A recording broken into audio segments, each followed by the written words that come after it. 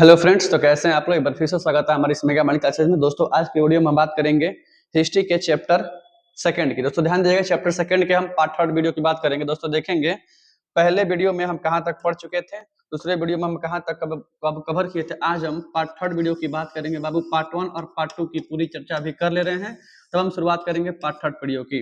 यदि आप बाबू चैनल पर नया है, चैनल को सब्सक्राइब कीजिएगा, वीडियो को लाइक कीजिएगा, वीडियो को शेयर करना बिल्कुल मत भूलिएगा। चलिए शुरुआत करते हैं, देखते हैं और अगला टॉपिक क्या है पार्ट थर्ड वीडियो में।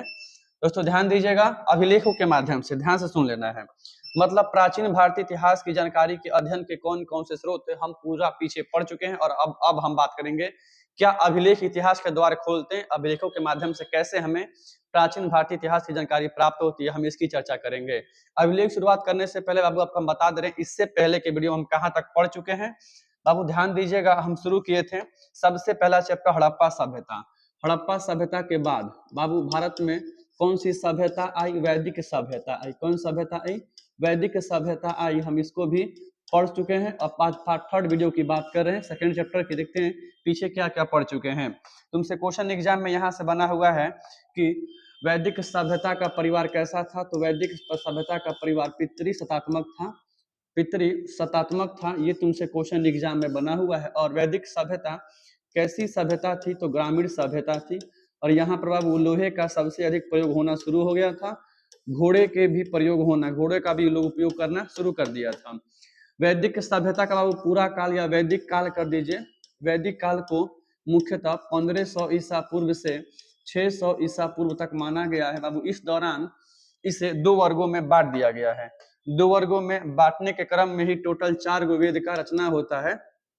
एक काल है, उसको बोलेंगे ऋग्वैदिक काल। क्या बोलेंगे, एक का नाम है ऋग्वैदिक काल। इसका काल तुमसे एग्जाम में पूछा हुआ है 1500 से 1000 ईसा पूर्व। 1000 ईसा पूर्व। फिर पढ़ेंगे उत्तरवैदिक काल, जो हम पीछे पढ़ चुके हैं, पढ़ेंगे नहीं, पीछे पढ़ चुके हैं। उत्तरवैदिक काल, उत्तरवैदिक काल का समय कहां से कहां तक, तो 1000 ईसा पूर्व से 600 ईसा पूर्व तक था। बाबू ध्यान दीजिएगा, ऋग्वैदिक काल में भारत का सबसे प्राचीन वेद आता है, उसका नाम था ऋग्वेद। ये तुमसे पढ़ाया जा चुका है। और भारत और प्राचीन सबसे प्राचीन वेद, सबसे प्राचीन वेद ऋग्वेद और सबसे बाद का वेद कौन था, अथर्ववेद था। ये भी तुमको पढ़ाया जा चुका है। टोटल 4 वेद थे बाबू। इन्हीं वेदों को भली भांति समझने हेतु इनके 6 अंग बनाए गए थे, जिन्हें वेदांग कहा गया है, जिन्हें वेदांग कहा गया। तब हम आगे पढ़े थे, क्या पढ़े थे कि पुराणों के बारे में। क्या पढ़े थे, पुराण। अब ध्यान दीजिएगा, पुराणों के बारे में पढ़े थे और देखे थे पुराणों की रचना कब हुई थी। तो पुराणों की रचना गुप्त काल के दौरान हुई थी, जिसमें कुल 18 गो पुराण रचा गया था। ठीक है, अब फिर देखेंगे क्या सबसे प्राचीन पुराण कौन था। सबसे प्राचीन पुराण था मत्स्य पुराण था, ये भी पढ़ाया जा चुका है। फिर हम आगे बढ़े थे, क्या देखे थे कि मत्स्य पुराण से हमें किस वंश की जानकारी प्राप्त होती है, विष्णु पुराण से हमें किस वंश की जानकारी प्राप्त होती है, और वायु पुराण से हमें किस वंश की जानकारी प्राप्त होती है। इस सारा क्वेश्चन पढ़ लिया गया है, ध्यान से एकदम गांठ बांध लीजिएगा। फिर बाबू हम आगे देखे थे, क्या देखे थे, उपनिषद से आप क्या समझते हैं। तो उपनिषद के बारे में भी हम तुमको बता चुके थे। उपनिषद क्या है बाबू, एक प्रकार का दर्शन है। क्या है, यह एक प्रकार का दर्शन है जिसकी कुल संख्या 108 बताई गई है। और जो सबसे फेमस उपनिषद है उसका नाम है मुंडको उपनिषद, जहां से सत्यमेव जयते लिया गया है। मुंडको उपनिषद है जहां से सत्यमेव जयते लिया गया है, ये भी तुमको बताया जा चुका है। फिर बाबू हम आगे पढ़े थे, तो आगे देखे थे 2 ऐतिहासिक ग्रंथ हैं जहां से हमें प्राचीन भारतीय इतिहास की जानकारी प्राप्त होती है। और वो पहला कौन था, रामायण। दूसरा कौन था, महाभारत। दूसरा कौन था, महाभारत था। महाभारत था, इससे भी हमें प्राचीन भारतीय इतिहास की जानकारी प्राप्त हो चुकी है, ध्यान दीजिएगा। फिर हम आगे बढ़े थे, देखे थे कुछ ऐतिहासिक या साहित्यिक ग्रंथ कौन कौन से हैं जिनसे हमें प्राचीन भारतीय इतिहास की जानकारी प्राप्त होती है। अब ध्यान दीजिएगा, उसमें पहला था अर्थशास्त्र। अर्थशास्त्र के बारे में तुमको बताया जा चुका है पार्ट 2 वीडियो में, दूसरा वीडियो में। फिर हम पढ़े थे इंडिका के बारे में। क्या पढ़े थे, इंडिका के बारे में। फिर हम पढ़े थे मुद्रा राक्षस के बारे में। विशाख दत्त की पुस्तक कौन सी, विशाख दत्त की पुस्तक मुद्रा राक्षस के बारे में। फिर हम पढ़े थे कलहड़ की पुस्तक राज तरंगिणी के बारे में, राज तरंगिणी के बारे में भी हम पढ़ चुके हैं। फिर आगे बढ़े थे तो क्या देखे थे, आगे देखे थे कि अष्टाध्यायी, पाणिनि की पुस्तक अष्टाध्यायी, अष्टाध्यायी से भी हमें प्राचीन भारतीय इतिहास की जानकारी प्राप्त होती है। और पतंजलि की पुस्तक महाभाष्य, महाभाष्य से भी हमें,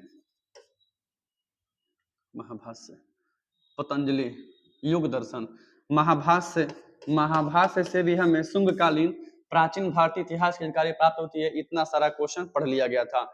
फिर हम आगे बढ़े तो क्या देखे थे कि ऐसे कौन कौन से विदेशी यात्री थे जिन्होंने भारत आया और भारत के बारे में जो कुछ भी देखा उन्होंने अपनी पुस्तक में लिखा था। वो हैंसम था, फाहियान था, अलबरूनी था, फाहियान था, अलबरूनी था, कौन था, अलबरूनी था, अलबरूनी था, ठीक है।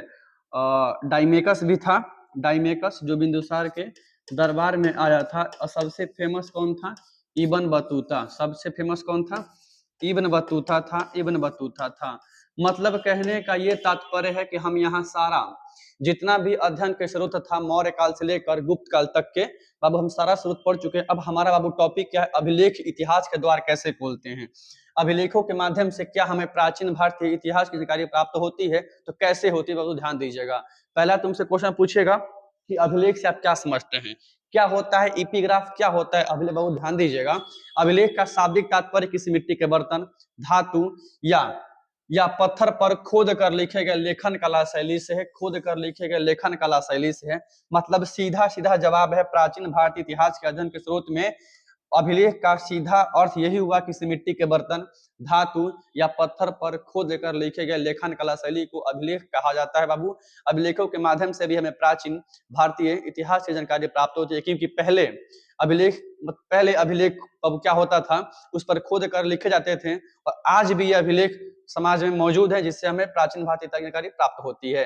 क्या होता था जब अभिलेख, इसमें क्या होता है, इसमें उस समय के मतलब जब अभिलेख हुआ करते थे, जैसे अशोक ने लगभग 84,000 अभिलेख खुदवाया था। ध्यान दीजिएगा, मतलब भारत में अभिलेख की शुरुआत करने का श्रेय अशोक को दिया जाता है, अशोक को दिया जाता है। ध्यान दीजिएगा बाबू, मतलब अभिलेखों से हमें उस समय के शासक के शासन काल के साथ साथ उसके द्वारा किए गए लोक मांगलिक कार्यों की जानकारी प्राप्त होती है, यही अभिलेख कहलाता है। बाबू कौन कौन से ऐसे अभिलेख हैं जिनसे हमें प्राचीन भारतीय इतिहास की जानकारी प्राप्त होती है, चलिए देख लेते हैं। ठीक है, एक क्वेश्चन यहाँ बन जाता है कि वह कौन सा विद्वान था जिन्होंने मात्र अभिलेखों के आधार पर, जिन्होंने मात्र अभिलेखों के आधार पर अशोक के इतिहास को, मात्र अभिलेखों के आधार पर अशोक के इतिहास को लिखने का प्रयास किया था। उनका नाम था D.R. भंडारकर महोदय, D.R. भंडारकर महोदय, जिन्होंने मात्र अभिलेखों के, भंडारकर, मात्र अभिलेखों के आधार पर अशोक के इतिहास को लिखने का प्रयास किया था। ये क्वेश्चन एग्जाम में कई बार, मतलब केवल अभिलेखों के आधार पर, पुरातत्व के आधार पर अशोक के इतिहास को लिखने का प्रथम प्रयास D.R. भंडारकर ने किया था। ठीक है, मतलब उस समय अशोक के अभिलेख को पढ़ पाना नामुमकिन था। लेकिन अब सबसे पहले अशोक के अभिलेख को किसने पढ़ा था, तो सबसे पहले अशोक के अभिलेख को 1837 में जेम्स प्रिंसेप नामक अंग्रेज अधिकारी ने पढ़ा था। नाम है जेम्स प्रिंसेप। अब क्या नाम है, जेम्स प्रिंसेप नामक अशोक ने, जेम्स प्रिंसेप नामक अंग्रेज अधिकारी ने अशोक के अभिलेख को पढ़ा था। ध्यान दीजिएगा, ठीक है। अब आप एक बार इसका स्क्रीनशॉट ले लीजिए, कैसा कैसा question exam point of view तुमसे एग्जाम में पूछा हुआ है। ठीक है, बिल्कुल। चलिए देखते हैं आगे देखते हैं और क्या क्या इसमें है, इसमें और क्या क्या है, तो ध्यान दीजिएगा। अशोक के द्वारा लगभग 84,000 अभिलेख खुदवाए गए थे। ये भी क्वेश्चन एग्जाम में कई बार बन चुका है। यहाँ तक कि तुमसे ये भी क्वेश्चन पूछेगा कि अभिलेखों के अध्ययन को अभिलेखा शास्त्र या एपिग्राफिस्ट बोलते हैं। अभिलेखों के माध्यम से हमें प्राचीन भारतीय इतिहास की जानकारी प्राप्त होती है, क्योंकि अभिलेखों में राजाओं के द्वारा किए गए उपलब्धियां, अपनी उपलब्धियां, विचार एवं क्रियाकलाप आदि को लिखवाया जाता था। जैसे अशोक के बाबू अभिलेख में अशोक को कई नामों से जाना गया है। अशोक के अभिलेख में अशोक को खुद अशोक के नाम से जाना गया है, राजा के नाम से जाना गया है, प्रियदर्शना देवनाम प्रिय के नाम से भी जाना गया है, ध्यान दीजिएगा। कह रहा है देवदत्त रामकृष्ण भंडारकर महोदय, बोले तो D.R. भंडारकर महोदय ने मात्र अभिलेखों के आधार पर सबसे पहले अशोक के इतिहास को लिखने का प्रयास किया था। हम तुमको पहले बता दिए हैं कि तुमसे एग्जाम में क्वेश्चन पूछा हुआ है, इनमें से किस विद्वान ने मात्र अभिलेखों के आधार पर अशोक के इतिहास को लिखने का सबसे पहले प्रयास किया था? D.R. भंडारकर महोदय ने किया था। और सबसे पहले अशोक के इतिहास को लिखने का प्रयास, पढ़ने का प्रयास 1837 में जेम्स प्रिंसेप ने किया था। ये भी क्वेश्चन एग्जाम में कई बार पूछा जा चुका है। कह रहे अभिलेखों का अध्ययन एपिग्राफी कहलाता है, अभिलेखा शास्त्र कहलाता है। और प्रथम एपिग्राफिस्ट अर्थात अभिलेख शास्त्री जर्मन के विद्वान हॉल्ट जैक थे, ध्यान दीजिएगा। लेकिन अगर अशोक के शिलालेख की बात करें, ध्यान दीजिएगा, अगर हम अशोक के बाबू शिलालेख की बात करें, ध्यान दीजिएगा, अशोक के शिलालेख टोटल 14 शिलालेख बताए गए हैं। अशोक के टोटल 14 शिलालेख बताए गए हैं। तुमसे एग्जाम में ये भी क्वेश्चन पूछा हुआ है बाबू। इनका 13वां जो शिलालेख था, इसमें कलिंग विजय का उल्लेख मिलता है। कलिंग युद्ध की जानकारी इसमें प्राप्त होती है। कलिंग युद्ध क्या था तो ध्यान दीजिएगा, अशोक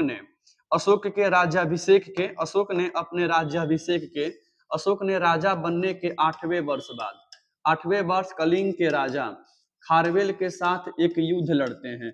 वो युद्ध होता है 261 ईसा पूर्व, 261 ईसा पूर्व में वो युद्ध होता है। अब इस युद्ध में अशोक की जीत होती है, लेकिन इतना ना अधिक नरसंहार अशोक देखता है कि कभी भी अस्त्र शस्त्र न उठाने की प्रतिज्ञा लेता है और बौद्ध धर्म को स्वीकार कर लेता है और युद्ध विजय के स्थान पर धम्म विजय की शुरुआत करता है। उसे ही अशोक के धम्म के भी नाम से हम लोग जानते हैं। कलिंग युद्ध कब हुआ था? 261 ईसा पूर्व में हुआ था। कलिंग के राजा खारवल होते हैं और कलिंग बाबू उड़ीसा में स्थित है, ध्यान दीजिएगा। 13वां शिलालेख में इसकी जानकारी प्राप्त होती है। अशोक का प्रथम शिलालेख गुजरात के जूनागढ़ से प्राप्त होता है। ये भी क्वेश्चन एग्जाम में पूछा हुआ है, ध्यान दीजिएगा, बिल्कुल पूछा हुआ है। कहने का मतलब है सारा क्वेश्चन एग्जाम के इर्द गिर्द ही घूमेगा।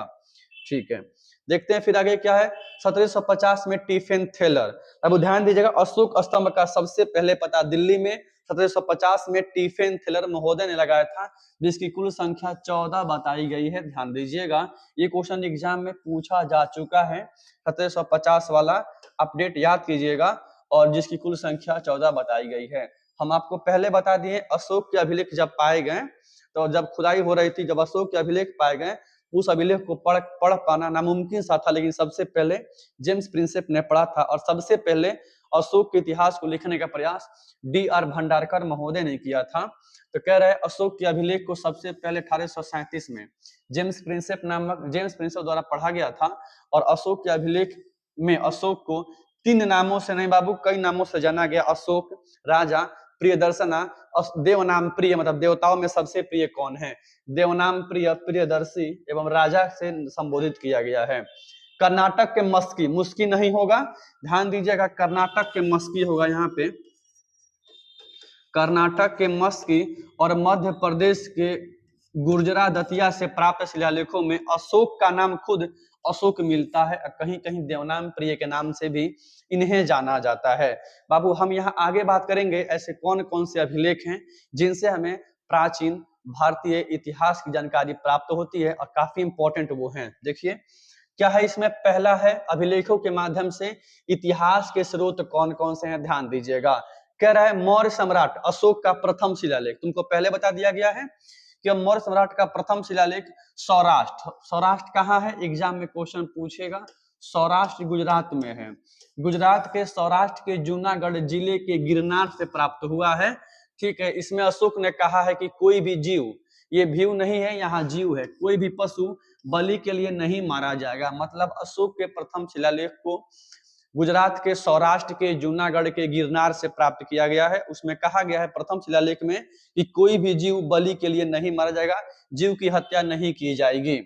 पिपरावा स्तूप से प्रथम बौद्ध अस्थि कलश अभिलेख मिला हुआ है, जिसमें स्तूप बनाने की परंपरा का पता चलता है। मतलब तुमको याद होना चाहिए 483 ईसा पूर्व में महात्मा बुद्ध की मृत्यु 483 ईसा पूर्व में हो गई। 483 ईसा पूर्व में महात्मा बुद्ध की मृत्यु के पश्चात उनके अनुयायियों ने उनकी अस्थियों को लगभग 5 वर्गों में बांट दिया, ठीक है, और उन पर अर्ध अर्ध गुंबदनुमा आकार का, ठीक है, अर्ध वृत्ताकार रूप में स्तूप, एक टीला बनवाया जिसे स्तूप के नाम से जानते हैं बाबू। इस स्तूप का पता, स्तूप बनाने की परंपरा का उल्लेख हमें पिपरावा स्तूप से प्राप्त होता है। यहाँ भी कह रहा है, फिर वही प्रॉब्लम है जो पहले बता दिए, अशोक का 13वां शिलालेख में शाहबाजगढ़ी से प्राप्त हुआ है, जिसकी प्रथम पंक्ति में कलिंग युद्ध का वर्णन मिलता है। तुमको कलिंग युद्ध बता दिया गया है।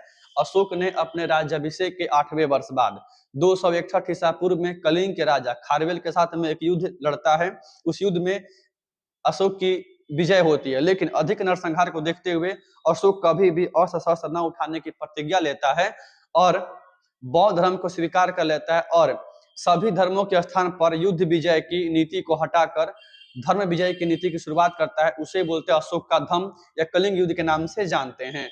शुंग वंश के शासक भागभद्र के वेशनगर अभिलेख से, ये काफी इंपॉर्टेंट है आफ्टर 12th एग्जाम। भागभद्र के वेशनगर एमपी के विदिशा के निकट में स्थित है। पहली बात, अभिलेख से पता चलता है कि यमनदूत हेलियोडोरस ने तक्षशिला से आकर मध्य प्रदेश के विदिशा में गरुड़ ध्वज की स्थापना किया था। यह आफ्टर 12th एग्जाम काफी इंपॉर्टेंट क्वेश्चन है, ध्यान दीजिएगा। मतलब हम आगे ये पढ़ने वाले हैं कि ऐसे कौन कौन से अभिलेख हैं जिनसे हमें प्राचीन भारतीय इतिहास की जानकारी प्राप्त होनी है। पहला है खारवेल का हाथी गुम्फा अभिलेख। ध्यान दीजिएगा, खारवेल राजा था कलिंग का। कलिंग के राजा खारवेल के हाथी गुम्फा अभिलेख से हमें खारवेल के द्वारा किया गया और खारवेल के द्वारा किया गया युद्ध और उसके द्वारा किया गया लोकमांगलिक कार्यों की जानकारी प्राप्त होती है। हाथी गुम्फा नाम क्यों पड़ गया? क्योंकि इस गुफा का आकार हाथी के आकार का था, इसे नाम पड़ गया हाथी गुम्फा अभिलेख।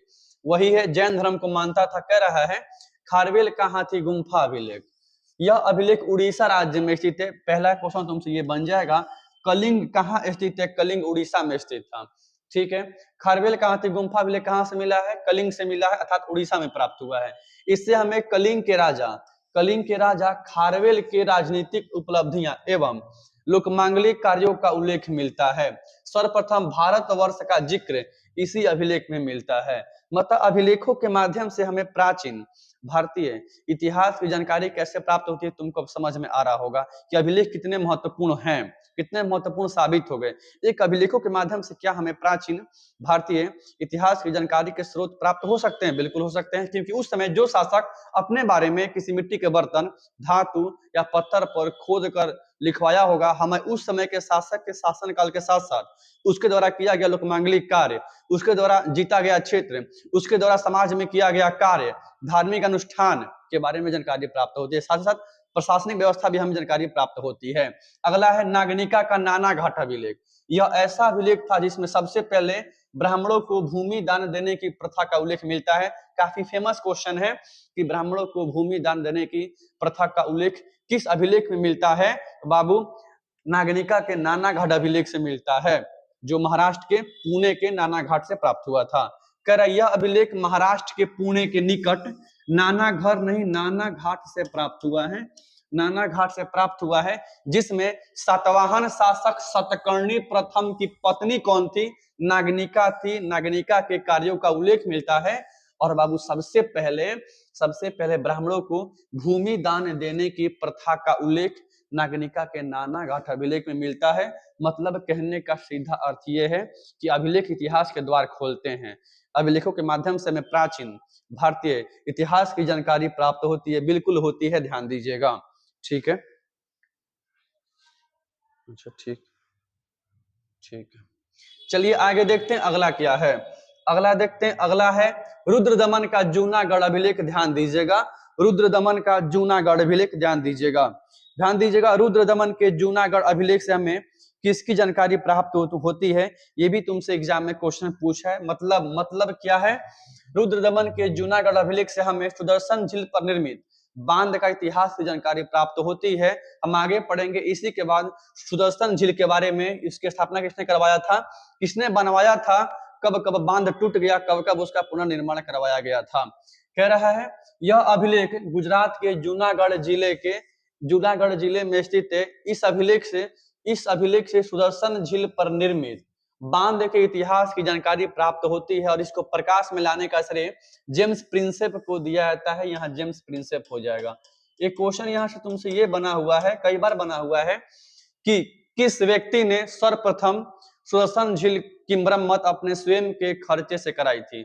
मतलब एक समय ऐसा था, मतलब सीधा बात है, हम जब तुमको पढ़ाएंगे अभी प्रॉपर सुदर्शन झील के बारे में हम बता देंगे, उस झील की इतिहास जानकारी कैसे कैसे है और कैसे कैसे उसे तुमसे एग्जाम में क्वेश्चन पूछा हुआ है। बस तुमसे सीधा क्वेश्चन यहाँ ये बना हुआ है कि सुदर्शन झील पर निर्मित बांध के इतिहास की जानकारी से संबंधित कौन सा अभिलेख है, तो वो है रुद्रदमन का जूनागढ़ अभिलेख। और यही वो शासक था जो सबसे पहले अपने स्वयं के खर्चे से सुदर्शन झील की मरम्मत करवाई थी। राजशाही पैसा उसमें इस्तेमाल नहीं किया गया था, यही वो शासक था। अगला है प्रयाग प्रशस्ति अभिलेख। ध्यान दीजिएगा, इसे सभी अभिलेखों का सरताज कहा जाता है। और बाबू यही तो कह रहा है, इस अभिलेख को प्राचीन भारतीय अभिलेखों का सरताज कहा जाता है, क्योंकि इसमें समुद्रगुप्त के जीवन के साथ साथ उसके द्वारा किया गया लोकमांगलिक कार्य की जानकारी प्राप्त होती है। ये वही समुद्रगुप्त है जो गुप्त वंश का सबसे पावरफुल शासक है, जिसे भारत का नेपोलियन विंसेंट स्मिथ ने कहा था। ध्यान दीजिएगा, ठीक है। उसके द्वारा किया गया लोकमांगलिक कार्यों का उल्लेख मिलता है। समुद्रगुप्त को भारत का नेपोलियन कहा जाता है। इसके दरबार में एक कवि बाबू रहता था, उसका नाम था हरिसेन। क्या नाम था? हरिसेन नाम था। हम उसी हरिसेन की बात कर रहे हैं जिन्होंने समुद्रगुप्त के शासनकाल से संबंधित समुद्रगुप्त के बारे में प्रयाग प्रशस्ति नामक पुस्तक लिखा था। हम उसी समुद्रगुप्त की चर्चा कर रहे हैं, ध्यान से सुन लेना है, तुमसे एग्जाम में कई बार क्वेश्चन पूछेगा। प्रयाग प्रशस्ति अभिलेख में किस शासक का वर्णन किया गया है? समुद्रगुप्त का वर्णन किया है। भारत का नेपोलियन किसको कहा गया है? समुद्रगुप्त को कहा गया है। किसने कहा था? विंसेंट स्मिथ ने कहा था। प्रयाग प्रशस्ति किसने लिखा था? हरिसेन ने लिखा था। हरिसेन किसके दरबार का दरबारी कवि हुआ करते थे? समुद्रगुप्त के दरबार का दरबारी कवि हुआ करते थे। ध्यान दीजिएगा, एक बार सबका स्क्रीनशॉट ले लीजिए, फिर हम आगे बढ़ते हैं, पढ़ते हैं सुदर्शन झील के बारे में।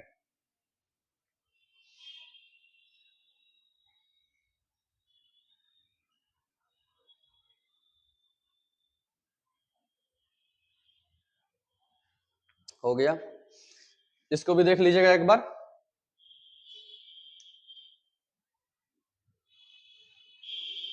इसको ले लीजिए, आगे बढ़ते हैं फिर एक बार।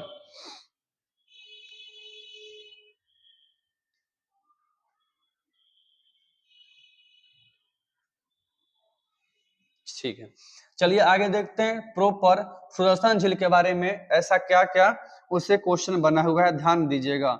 सुदर्शन झील के बारे में तुमसे क्वेश्चन पूछेगा। पहला क्वेश्चन क्या पूछेगा?